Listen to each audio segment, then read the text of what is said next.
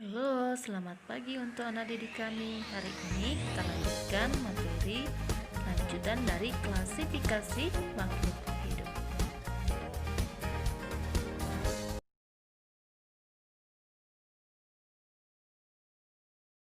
Seperti yang sudah kita ketahui bahwa klasifikasi makhluk hidup itu adalah suatu cara memilah-milah dan mengelompokkan makhluk hidup menjadi golongan atau unit-unit tertentu.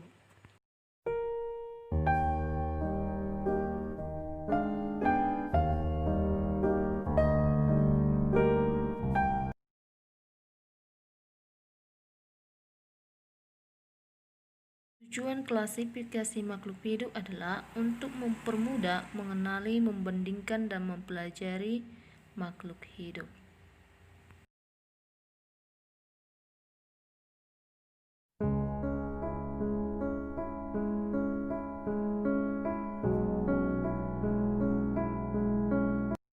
Berdasarkan persamaan dengan mengamati ciri-cirinya, maka kita dapat memasukkan bahwa ayam dan elang adalah golongan hewan, yaitu jenis aves atau burung karena memiliki bulu, sayap, dan paruh. Berdasarkan perbedaan, apabila kita mengamati perbedaan ciri yang dimiliki ayam dan elang berdasarkan jenis makanannya, maka ayam termasuk herbivora, sedangkan elang termasuk golongan karnivora, yaitu pemakan daging.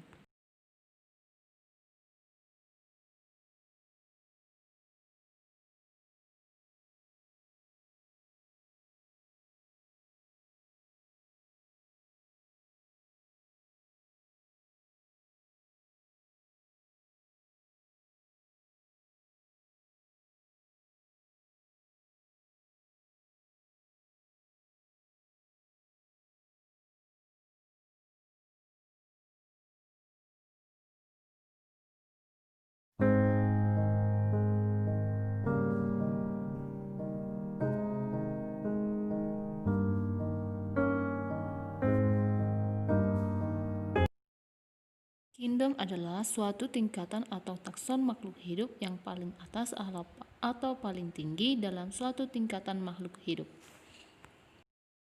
Urutan takson yang kedua itu adalah filum dan divisio. Untuk hewan, dia menggunakan kata filum, sedangkan untuk tumbuhan, dia menggunakan kata divisio. Atau bangsa merupakan kumpulan dari familia. Umumnya 6 ordo diakhiri dengan S untuk tumbuhan, sedangkan pada hewan itu tidak beraturan. Famili atau suku.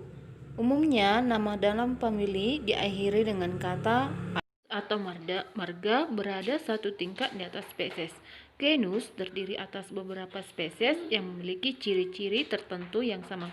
Contoh, kucing dan harimau masuk dalam satu genus atau filus karena kesamaannya dalam hal bentuk muka. Takson terakhir itu adalah spesies. Spesies merupakan tingkatan takson yang paling rendah.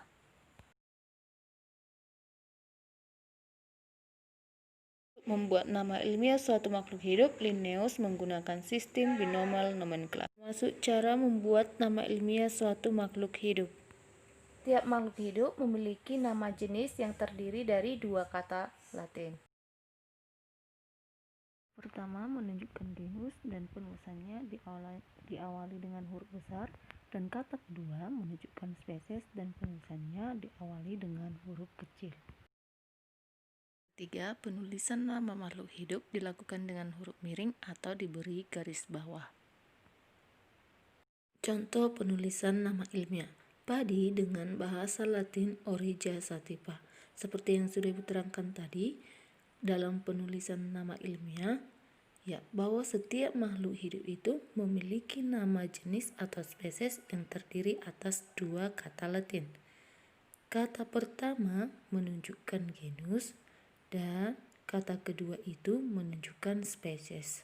Kata pertama itu harus menggunakan huruf besar, sedangkan kata kedua itu tadi harus menggunakan huruf kecil.